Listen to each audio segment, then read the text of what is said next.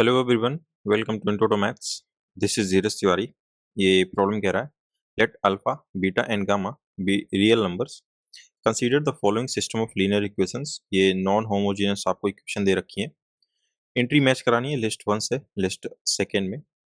अगर आप यहाँ पर ऑप्शन देख रहे हैं तो unique solution, no solution, infinitely many solution की बात की है। तो इसके बारे में देख लेते हैं कि क्या कंडीशन होती है अपने पास में।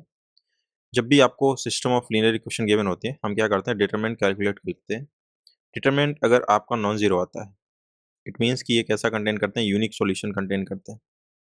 ठीक है, but at the same time अगर डिटरमिनेंट जीरो आता है, इसके साथ में आपके पास में दो केसेस अराइज होते हैं। एक तो नो सॉल्यूशन का, यानी इनकंसिस्टेंट। ठीक है, फिर second one is infinite solution. Infinite solution no solution कब मिलता है, अगर डेल्टा जीरो के साथ साथ डेल एक्स, जो क्रैमर रूल की हेल्प से हम लोग निकालते हैं, del Y and del Z, इनमें से कम at least one of them is non zero. कैसा हो, नॉन जीरो। कोई एक अगर नॉन जीरो हो जाता है तो वो फिर नो सॉल्यूशन की कैटेगरी में आ जाएगा। बट अगर del x, del Y and del z ये सारे के सारे अगर जीरो हो गए, ठीक है, तो ये फिर इनफाइनाइट के केस हो जाता है, इनफाइनाइट सॉल्यूशन मिलेंगे। तो यहाँ पर पहले हम लोग डिटरमिनेंट कैलकुलेट कर लेते हैं, इनके कोफिशिएंट से जो बनेगा, डेल्टा इक्वल टू एक्स के coefficient that is one, one and two, y की कोफिशिएंट टू, सेकेंड में है नहीं तो zero, and that is -3, and then 1 and alpha and beta। इसको यहाँ से कैलकुलेट करते हैं, डेल्टा कितना आएगा। So that will be 1 and which is 3 alpha and -2, that is beta -2 alpha, beta -2 alpha and +1, so that is -3। ठीक है, यहाँ से आ जाएगा आपका 3 अल्फा एंड माइनस का 2 बीटा एंड प्लस का 4 अल्फा एंड माइनस का 3, so that is 4 + 3 7 alpha and -2 beta and minus का 3। ये तो आ गया आपका डेल्टा। ठीक है, अब इसको हम लोग जीरो का अगर इक्वल करना चाहें, ये जीरो कब होगा, तो ये जीरो होगा अगर यहाँ पर अगर एक चीज और ऑप्शन में आप नोटिस करें तो जो बीटा की वैल्यू ये लोग कंसीडर कर रहे हैं, ठीक है, 7 अल्फा -3/2 सब में यही ले रहे हैं। ठीक है, तो एक काम कर लेते हैं, यहाँ से डेल्टा में अभी जीरो के इक्वल ले रहा हूँ, तो यहाँ से कितना हो जाएगा, कब जीरो होगा ये, तब जब आपका बीटा यहाँ से निकलेगा 7 अल्फा -3/2। जैसा बीटा वहां दे रखा है वैसे ही निकाल लिया। ठीक है, अगर बीटा की वैल्यू इतनी होती है तब डेल्टा अपना क्या मिलेगा, जीरो मिलेगा। ठीक है, और अगर बीटा इतना नहीं होगा तो फिर आपका delta is not equal to zero आ जाएगा, सिंपल सी बात है। तो यहाँ से आगे प्रोसीड करते हैं। अब हमें नो सॉल्यूशन, इनफाइनाइट सॉल्यूशन की बात करनी है, यूनिक सॉल्यूशन की बात करनी है। तो डेल्टा जीरो होने के साथ साथ अगर आपको इनफाइनाइट सॉल्यूशन चाहिए तो फिर del x, del y, del z ये भी सारे कैसे होने चाहिए, जीरो होने चाहिए। ठीक है, तो दोनों ही केसेस में del x, del y, del z अपने को चाहिए, तो हम लोग करते क्या, del x, del y, del z निकाल लेते हैं, फिर इसके बाद हम लोग ऑप्शन पे चलते हैं। सो डेल एक्स, यहाँ से डेल एक्स का मतलब क्या है, आपकी जो पहली कॉलम होगी एक्स के कोफिशिएंट वाली, उसको हम लोग कांस्टेंट कॉलम से क्या कर लेते हैं, रिप्लेस कर लेते हैं। तो 7 11 गामा, यहाँ से आ जाएगा आपका 7 11 एंड गामा, एंड ये दोनों कॉलम कैसी रहेंगी आपकी, सेम रहेंगी, 0 -3 and that is 1 alpha and beta. ठीक है, यहाँ से आ जाएगा आपका that is 7 and that is 0 and plus का 3 alpha. Now -2 that is 11 beta and minus alpha into gamma plus का 1, ये हो जाएगा माइनस का 33। ठीक है, ये आ गया यहाँ से। नाउ इसको सिंप्लीफाई करते हैं, हो जाएगा 21 अल्फा एंड माइनस को 22 बीटा एंड प्लस का 2 alpha into gamma and minus का 33। ठीक है, साथ ही साथ हम लोग ऑप्शन को भी टैगल करते चलते हैं। यहाँ पर जैसे यहाँ पर गामा की जो वैल्यू ली गई है 28 ली गई है। ठीक है, चारों ही स्टेटमेंट में PQRS में, तो एक काम कर लेते हैं, यहाँ पर मैं गामा इक्वल टू 28 लेकर के चल रहा हूँ। ठीक है, सो अगर आप गामा इक्वल टू 28 लेते हैं और साथ ही साथ बीटा की ये वैल्यू कंसीडर करते हैं तो डेल्टा एक्स क्या आएगा। ठीक है, इस पर भी हम लोग ध्यान देते हैं। तो delta x will be 21 alpha and -22 beta. अगर आप इसको पुट करते हो सो 2 11 से यहाँ से -11 मिलेगा, मल्टीप्लाई कराओगे तो माइनस का 77 अल्फा एंड प्लस का 33, और यहाँ पर अगर आप 28 रखते हो गामा की वैल्यू अगर आप 28 रखते हो, सो ये हो जाएगा आपका that is 56 alpha, 56 alpha minus का 33, 56 प्लस 21 विच इज 77, और ये कैंसिल आउट हो जाएगा। ठीक है, 33 ये भी कैंसिल आउट हो जाएगा। बेसिकली डेल्टा एक्स कैसा आ गया, 0 आ गया। किस केस में, जब गामा 28 है और बीटा की वैल्यू आप ये लेकर के चल रहे हो। ठीक है, उस समय डेल्टा भी 0 है आपका, तो डेल्टा एक्स तो 0 आ गया। सिमिलरली डेल्टा वाई कैलकुलेट कर लेंगे, डेल्टा वाई कैलकुलेट करेंगे तो क्या होगा, यहाँ से ये जो 711 गामा था ये आपका वाई वाले कॉलम में आ जाएगा। ठीक है, बाकी 1 अल्फा बीटा और एक्स वाली आपकी ओरिजिनल 112 आ जाएगा यहाँ पर। ठीक है, सो दैट इज 1 1 एंड 2। ये बात क्लियर है यहाँ से। इसको भी सिंप्लीफाई करते हैं, तो यहाँ से 1 and that is 11 beta and minus alpha into gamma -7, तो यहाँ से आ जाएगा beta -2 alpha, beta -2 alpha and plus का 1, so that is gamma -22, gamma -22। यहाँ पर भी वही काम कर रहे हैं अपन, बीटा की ये वैल्यू यूज कर रहे हैं और गामा की 28। सो बीटा पहले सिंप्लीफाई कर लेते हैं, 11 बीटा ये हो जाएगा minus alpha into gamma and minus का 7 बीटा एंड प्लस का 14 alpha and plus gamma -22।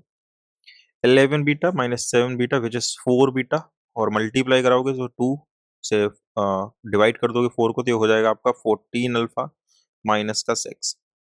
Clear है। Now alpha into gamma means कि ये कितना हो जाएगा आपका, माइनस का 28 अल्फा।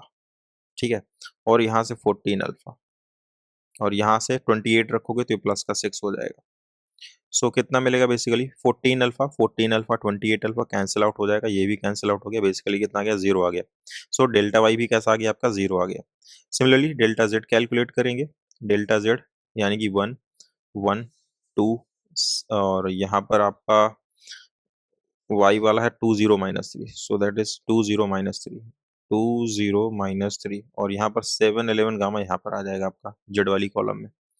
सो 1 ये कितना हो जाएगा, दैट इज 0, और ये प्लस का 33। ठीक है, एंड -2, सो -2 करते हो, सो ये कितना हो जाएगा, गामा -22, गामा -22 एंड प्लस का 7। सो यहाँ से किया तो ये हो जाएगा आपका माइनस का 3। सिंप्लीफाई करते हैं, 33 यहाँ से आ जाएगा, गामा 28 रखते हैं तो 6 - 2 12, ये 12 आया, और यहाँ से माइनस का 21 which is again 0। It means अगर आप यहाँ पर देखो, सो अगर आप गामा 28 लेकर के चल रहे हो और बीटा ये लेकर के चल रहे हो, तो यहाँ से क्या रिजल्ट आया कि delta x, delta y and delta z ये सारे के सारे कैसे 0 है। और ऐसा अगर होता है कि डेल भी 0 और delta x, delta y, del z ये सारे 0, तो ये इनफाइनाइट सोल्यूशन देता है। बात इतनी क्लियर है यहाँ से। तो अगर आप इस ऑप्शन में चलते हैं, if beta equal to this and gamma equal to 28, then the system has infinite solution. क्या आ गया, ऑप्शन 3। सो पी मैप कर जाएगा आपका 3 से। ठीक है, पी मैप कर गया आपका 3 से। ये बात क्लियर है। नाउ पी यहाँ पर 3, ऑप्शन सी और ऑप्शन डी तो आपके रिजेक्ट हो गए, पी 2 में मैप कर रहा है। ठीक है, तो ए और बी बचे आपके पास में। क्यू पर आते हैं, beta is equal to this and gamma is not equal to 28। So gamma अगर नॉट इक्वल टू 28 होगा, क्योंकि डेल तो 0 आ गया, अब गामा नॉट इक्वल टू 28, तो इनमें से कोई ना कोई एक नॉन जीरो रह जाएगा, तो फिर यहाँ पर क्या होगा आपका, ये नो सॉल्यूशन का केस आ जाता है। ठीक है, सो यहाँ पर क्यू मैच कर जाएगा आपका किससे, नो सॉल्यूशन से, यानी 2 से। सो पी गया 3 को, क्यू जाएगा 2 को, तो इसमें अभी भी दोनों ऑप्शन आपके कंटिन्यू रहेंगे, तो यहाँ पर आप लिख लो ये क्यू, क्यू से मैच कर जाएगा। ठीक है, अब आते हैं आर पर। आर कह रहा है कि beta is not equal to this. So अगर बीटा की वैल्यू ये नहीं होगी, तो इट मीन्स कि delta is not equal to 0।